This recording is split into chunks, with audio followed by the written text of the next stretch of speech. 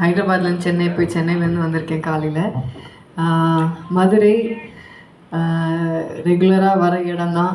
மதுரை மீனாட்சி அம்மன், மல்லிகைப்பூ, ரொம்ப பிடிச்ச ஊர், நிறைய ஃப்ரெண்ட்ஸ் இருக்காங்க. ரகு தாத்தா 15ஆம் தேதி ரிலீஸ் ஆகுது. நீங்கள் பார்த்துருப்பீங்க, டீசர் பார்த்தீங்க, ட்ரெய்லர் பார்த்தீங்க, ஒரு பாட்டு பார்த்துருக்கீங்க, ஒரு சின்ன ஒரு ப்ரமோஷ்னல் கண்டென்ட் பார்த்துருக்கீங்க. இந்த படம் ஒரு ஒரு ஒரு மெசேஜ் எல்லாம் சொல்லணும்னு நான் சொல்ல மாட்டேன். ஆனால் யோசிக்க வைக்கிற ஒரு படமாக இருக்கும், சிந்திக்க வைக்கிற ஒரு படமாக இருக்கும். பெண்களுக்கு ரொம்ப பிடிக்கும், ஆண்களுக்கும் ரொம்ப பிடிக்கும். ஃபேமிலியாக போய் பார்க்கக்கூடிய ஒரு படம். ஹிந்தி திணிப்பை பற்றி லைட்டாக பேசியிருப்போம் இந்த படத்தில். பட் அது ஒரு உதாரணம் மட்டும்தான். அந்த மாதிரி பெண்கள் மேலே திணிக்கப்படுற பல விஷயங்களை பற்றி, சின்ன சின்ன விஷயங்கள், அதெல்லாமே ஒரு காமெடி ரூபமாக சொல்கிறது தான் இந்த படத்தில். ஸோ அதனால தான் நான் சொல்கிறேன், இந்த படம் பார்த்து முடித்தா இது ஒரு யோசிக்க வைக்கிற ஒரு படமாக இருக்கும். ஆனால் இது போய் ஒரு மெசேஜ் சொல்கிறதுக்கு ஒரு ப்ரீச்சியாக அந்த மாதிரி பேசுகிற மாதிரிலாம் இருக்காது. ஜாலியாக போய் பாப்கார்ன் சாப்பிட்டு ஃபேமிலியோடு உட்காந்து ஜாலியாக பார்த்துட்டு வர ஒரு படமாக இருக்கும். ஸோ 15th அன்னைக்கு ரிலீஸ் ஆகுது. அண்ட் நீங்கள் எல்லோரும் சப்போர்ட் பண்ணணும். இங்கே வந்ததுக்கு ரொம்ப நன்றி. Thank you so much.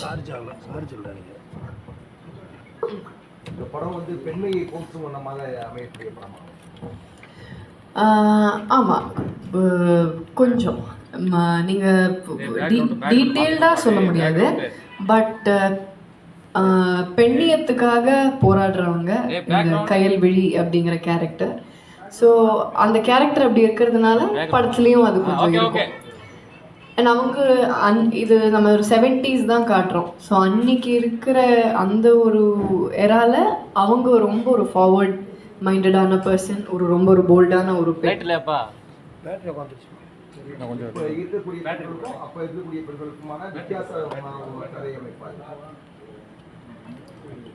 புரியல. இப்ப இருக்கிற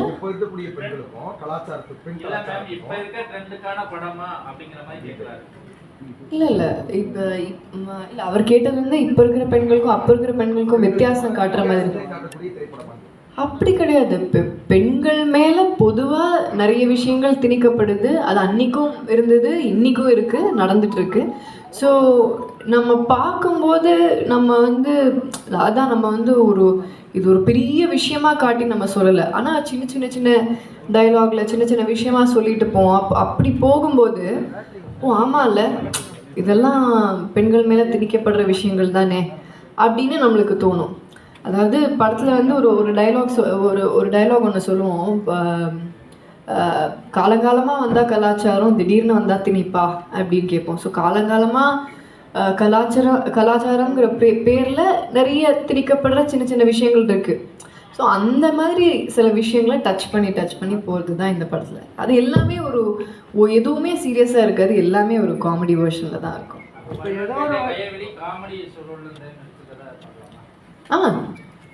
இது ஒரு full out and out comedy படம் தான் சார். இது ஃபுல் ஃப்ளெட்ஜ்டாக காமெடி தான்.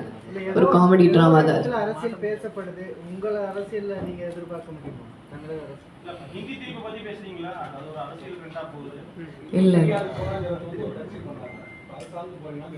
இல்லை நான் இந்த அரசியலுக்கும் வரல. விஜய் சார் அரசியல் கட்சி தொடங்கி இருக்கிறாரு. அவர் நீங்க நட்பா இருக்கிறீங்க, அதனால உங்க அந்த நட்பு அடிப்படையில் அவரோட கட்சியில நீங்க பொறுப்புல அவருக்கு வாய்ப்பு இல்லைங்க. இப்போதைக்கு அதெல்லாம் இல்லை. இப்போதைக்கு நம்மளுக்கு நடிப்பு தான். இப்போதைக்கு அதெல்லாம் இல்லை. ஃபியூச்சரில் வந்துட்டு அப்புறம் அன்னைக்கு இல்லைன்னு சொன்னீங்களே அப்படின்னு சொல்லிடக்கூடாது இல்லை. அதனால இப்போதைக்கு இல்லைன்னு சொன்னேன். அரசியல்ன்ற ஆசை இருக்கு, வரணுன்ற எண்ணமும் இருக்கு, ஆனா இப்ப இல்ல. இருக்கலாம், இல்லாமலும் இருக்கலாம். எப்பவுமே ஒரு ஹீரோ தான் முன்னிறுத்தி படம் பண்ணுவாங்க. இப்போ நீங்கள் ஒரு ஹீரோயினை முன்னிறுத்தி படம் பண்ணியிருக்கீங்க. என்ன பெண்ணியம் பற்றி சொல்லியிருக்கீங்க. இருந்தாலும் அது சிறப்பு இருந்தாலும் என்ன சார் ஸ்பெஷல் சார்? இதுதான் சார். இது நம்ம படத்தில் திணிப்பை பற்றி பேசுகிறதுக்கு ஒரு பெண்ணை இதில் ஒரு ஹீரோவாக காட்டுறது தான் ஒரு கிக்கே அப்படின்ட்டு டைரக்டர் சொன்னதுனால தான் இது ஒரு பொண்ணை இது ஒரு மெயினாக வச்சு இந்த படம் எடுத்திருக்கிறது. இது ஒரு மேல் ஆக்டர் பண்ணியிருந்தா இதை நம்ம கன்வே பண்ணியிருந்திருக்க முடியாது. இது ஒரு பொண்ணோட பாயிண்ட் ஆஃப் வியூலேருந்து போகிறதுனால தான் இந்த படமே ஒர்க் அவுட் ஆகுது. ஸோ இதில் வந்து ஸ்பெஷலான இதுன்னா இது வந்து நம்ம இன்னைக்கு வரைக்கும் இப்படி ஒரு படம் நம்ம பார்த்துருக்க மாட்டோம். ஏன்னா இந்த மெசேஜ் யாரும் டச் பண்ணல, திணிப்பு அப்படிங்கிற விஷயத்த நம்ம டச் பண்ணல. ஹிந்தியை பற்றி பேசும்போதும் நம்ம ஹிந்தி திணிப்பு கூடாது அப்படிங்கிறது தான் நம்ம சொல்கிறோம். ஸோ அந்த ஒரு விஷயத்த நம்ம எக்ஸாம்பிளாக எடுத்துக்கிறோம். அதை தவிர இந்த மாதிரி நிறைய சின்ன சின்ன திணிப்புகள் அது நீங்கள் பார்த்தீங்கன்னா புரியும். இப்போ ஒரு பொண்ணு கல்யாணம் பண்ணி கொடுக்குறதா இருக்கட்டும், இல்லை ஒரு பொண்ணு அந்த ட்ரெய்லரில் பார்த்துருப்பீங்க, என்ன பொண்ணுங்கன்னா இப்படி தான் இருக்கணும், பொண்ணுங்கன்னா அடக்கமாக இருக்கணும், பொண்ணுங்கன்னா இப்படி தான் ட்ரெஸ் பண்ணணும் அப்படிங்கிறது ஒன்று இருக்கு இல்லையா?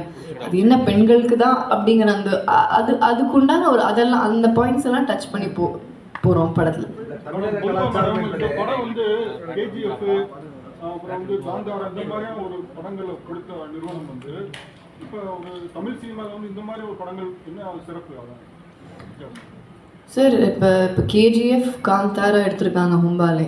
ஸோ அவங்க வந்து அவங்களோட படம் தான் இது தமிழில். ஸோ அவங்க வந்து இப்படி ஒரு படத்தை படமாக எடுக்கணும்னாலே ஏதோ ஒன்று ஸ்பெஷலாக இருக்கும்ல.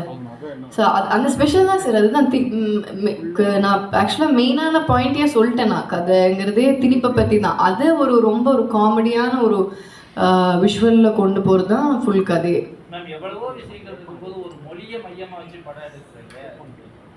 சார் இது நம்ம ஊரில் மட்டும்தானே சார் இது பண்ண முடியும். இந்த தமிழ்நாட்டில் மட்டும்தானே சார் இந்த மாதிரி ஒரு படத்தை பற்றி பேச முடியும். நம்ம ஊரில் மட்டும்தானே இதை புரிஞ்சுப்பாங்க. அண்டு அதனால தான் பேரும் ரகு தாத்தா அப்படிங்கிற பேர் நம்ம எல்லாருக்கும் தெரியும். ஏகாமே கிசான் அந்த ஒரு இதுலேருந்து அதையும் ஹிந்தி சொல்லி கொடுக்கும்போது அப்படி சொன்ன ஒரு வார்த்தை ரகு தாத்தா அப்படிங்கிறது. ஸோ அது ஒரு அழகான டைட்டில். அண்ட் அவர் இப்படி ஒன்று யோசிச்சிருக்காரு. எனக்கு பார்க்கும்போது ஒருத்தர் வந்து சுமன் டைரக்டர் வந்து இப்படி ஒரு வித்தியாசமாக ஒன்று யோசிச்சு ஒன்று பண்ணியிருக்காருல்ல. அதாவது ஒரு மொழி இது வந்து நம்ம யாருமே இது டச் பண்ணாத ஒரு விஷயம், அதை டச் பண்ணி ஒன்று பண்ணியிருக்காருங்கும் போதே அது எனக்கு ரொம்ப ஒரு ஸ்பெஷலான விஷயமா தான் எனக்கு தோணுது.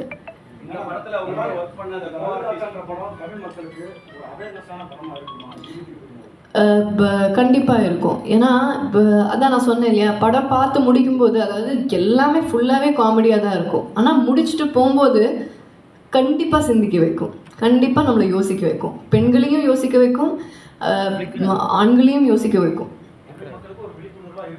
இருக்கும், கண்டிப்பா இருக்கும். ஒரு நடிகையா நீங்க பல மொழிகள்ல திரைப்படங்கள் பண்ண வேண்டிய சூழ்நிலை வரும். இப்போ ஹிந்தி எதிர்ப்புங்க பொழுது அந்த பக்கம் போய் நீங்க திரைப்படம் பண்ணுகிற பொழுது அதுக்கான எதிர்ப்புகள் வலுக்காதா? இல்லை, அது வந்து இப்போது ஆக்சுவலாக வந்து நான் இந்த வருஷம் தான் ஹிந்தி டெபியூ பண்ணுறேன். டிசம்பரில் படம் ரிலீஸ் ஆகுது. பேபி ஜான் அப்படிங்கிற படம் பண்ணுறேன். ரட்லி தான் ப்ரொடியூஸ் பண்ணுறாரு. அது கரெக்டாக இந்த படம் பண்ணிகிட்டு இருக்கிற டைமில் தான் அந்த படமும் சைன் பண்ணுறேன் நான். கரெக்டாக ரகு தாத்தா பண்ணிகிட்டு இருக்கும்போது தான் அந்த படத்தோட பேச்சே வந்தது.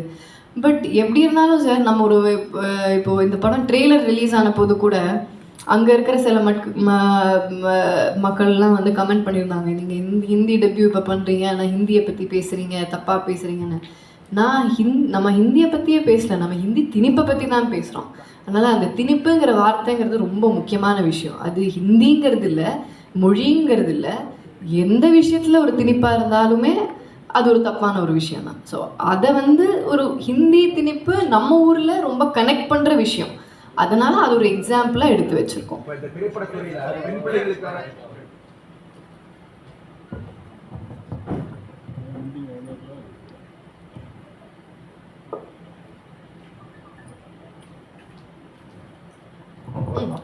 திரைப்படத்துறையில பெண் பிள்ளைகளுக்கான பாதுகாப்பு எந்த அளவுக்கு மேடம் இருப்பாங்க? நீங்க ஒரு பெண் நடிகையா இருக்கிற பட்சத்துல உங்களுக்கான பாதுகாப்பு எப்படி இருக்குன்னு சொல்லுவீங்க?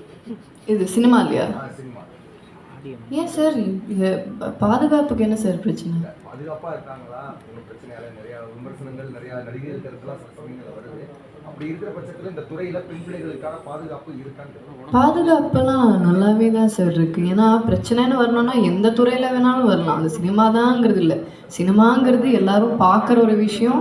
நிறைய விஷயங்கள் கேள்விப்படுறதுனால உங்களுக்கு நிறைய விஷயங்கள் வெளியில் வருது. மற்ற துறையிலலாம் நம்ம கேட்காதனால நம்ம அது பார்க்கறதில்ல, கேட்கறதில்ல, அதனால் வரதில்லை. அதனால் சினிமாங்கிறது அப்படி அது ஒரு பாதுகாப்பு இருக்குமா அப்படின்னு யோசிக்கிற விஷயம் கிடையாது சார். உங்களுக்கு ஹிந்தி தெரியுமா? ஹிந்தி தெரியும், பேசுவேன். ஆகஸ்ட் 15 ரகு தாத்தா மட்டும் இல்லாமல் தங்களால் 4-5 படம் வருது, உங்க படம் அதுக்கு எப்படி டஃப் கொடுக்குமா? கண்டிப்பாக நிறைய பெரிய படங்கள் வருது. எனக்கு எல்லா படமுமே வெற்றி பெறணும்னு தான் ஆசை. அண்ட் அஃப்கோர்ஸ் விக்ரம் சாரோட படம் வருது. ஐ திங்க் போட் அப்படின்னு யோகி பாபு சார் யோகி பாபுனா படம் வருது. அது ரிலீஸ் ஆயிடுச்சு சார். சாரி இல்லை ஓகே, அது வருது. ஸோ 2-3 ரிலீஸ் இருக்குது. ஸோ அதனால் எல்லாமே நல்லா இருக்கணும். பட் இது வந்து ஜானராகவே வேறையாக இருக்கும். இது வந்து ஒரு சீரியஸான ஜானர் அந்த மாதிரி எதுவும் இல்லை. இது ஒரு காமெடியாக இருக்குது. அதனால் இது மற்றதை விட இது டிஃப்ரெண்ட்டாக இருக்கும்.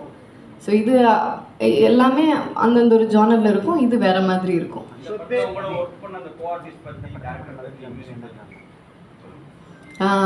சுமன் வந்து டைரக்டர். அவர் வந்து இவர் அபிஷேக் சொன்ன மாதிரி அவர் வந்து ஃபேமிலி மேன் 1-2க்கெலாம் ரைட்டிங் பண்ணியிருக்காரு. கேம் ஓவருக்கு ரைட்டிங் பண்ணியிருக்காரு. அப்புறம் ஸோ அவரோட தமிழ் டைரக்டோரியல் டெபியூன்னு பார்த்தா இது. அவர் வந்து ரொம்ப ஒரு குவர்க்கியான ஒரு ஒரு ஒரு வேறு மாதிரி ஒரு காமெடி ஒன்று பண்ணுற பர்சன். அவரே ஒரு ஸ்டாண்டப் கமெடியன் ஆக்சுவலாக. அப்புறம் தேவதர்ஷினி அவங்க இருக்காங்க. அவங்க ஒரு மெயின் கேரக்டரை ப்ளே பண்ணியிருக்காங்க. அப்புறம் இஸ்மத் பானு அவங்களும் ஒரு நல்ல கேரக்டர் பண்ணியிருக்காங்க. அப்புறம் விஜய் நீங்கள் பார்த்துருப்பீங்க ட்ரெய்லரில் சாங்கில் அந்த அருகேவா சாங்கில் பார்த்துருப்பீங்க. அவரோட கேரக்டர் ஒரு பயங்கர ஒரு வேரியேஷன் இருக்கிற ஒரு கேரக்டர் சூப்பராக பண்ணியிருப்பார் அவர்.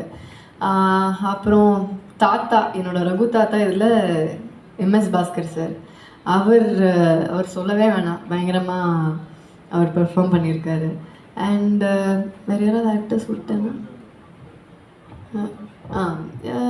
அதுதான் ஷான் மியூசிக். ஷானோட மியூசிக்கில் எனக்கு இதுதான் ஃபஸ்ட் டைம். எனக்கு one of the favourite albums நான் பண்ணியிருக்கிற படத்துலேயே. ஏன்னா இதில் ஒவ்வொரு பாடலும் ஒவ்வொரு மாதிரி இருக்கும். இப்போ அருகேவா வந்து ஒரு சின்ன ஒரு பெப்பி நம்பர். அப்புறம் இன்னொரு சாங் ஒன்று ரிலீஸ் ஆகுது. இப்போ ஒரு சின்ன ஒரு போராட்டம் அப்படிங்கிற மாதிரி ஒரு ஜோனில் ஒன்று போகும். அது ஒரு சின்ன ஒரு ராக் சாங். அப்புறம் ஒரு கானா பாட்டு ஒன்று இருக்குது. ஸோ அந்த மாதிரி ஒரு 4-5 பாட்டு எல்லாமே வேறு ஜானரில் கொடுத்துருக்காரு. ஸோ அது ஒரு பெரிய பலம். அண்ட் ஹொம்பாலே சொல்லவே வேணாம், பிக் ப்ரொடியூசர்ஸ். அண்ட் அவங்களோட தமிழ் டெபியூ இது.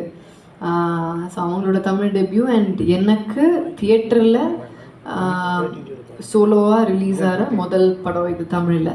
ஸோ இது எனக்கு ரொம்ப ரொம்ப ஒரு ஸ்பெஷலான ஒரு படமாக இருக்கும். யாமினி டிஓபி யாமினி அவங்க கூட நான் வந்து சாணிகாயுதம்ங்கிற படம் ஒர்க் பண்ணியிருக்கேன். அதுக்கப்புறமா இந்த படம் ஒர்க் பண்ணியிருக்கேன். ரெண்டுமே 2 கலரில் இருக்கும். அது வேறு மாதிரி இருக்கும், இது வேறு மாதிரி இருக்கும். ஸோ இந்த மாதிரி நிறைய பெண்களும் இருக்காங்க படத்தில். ஸோ ஒரு பொண்ணை வந்து டிஓபியாக இருக்கிறது இன்றைக்கி நிறைய இடத்துல நம்ம பார்க்குறதில்ல. ஸோ அவங்க தான் ஃபுல் இந்த நீங்கள் பார்த்த அழகான விஷுவல்ஸ்லாம் யாமினி தான் எடுத்திருக்காங்க. அப்புறம் இதுதான் மெயின் டெக்னீஷியன்ஸ். சூப்பர் ஐயா.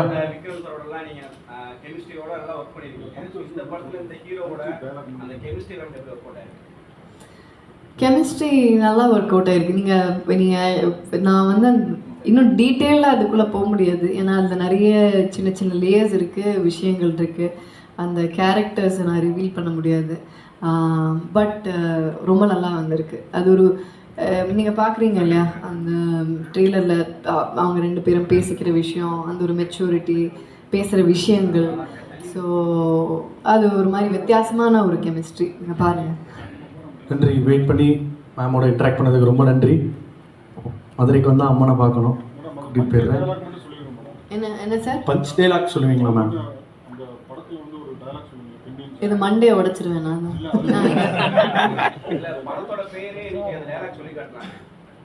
படத்தோட பேர் எதை சார் மேம் சொல்கிற டைலாகா? ட்ரெய்லரில் என்ன டைலாக் சொல்கிறீங்க? ஏ கிசானே சொல்லிருக்கீங்களா? एक गाँव में एक கிசான் ரகு தாத்தா. அந்த ரகு தாத்தா தான் 15ஆம் தேதி வராரு.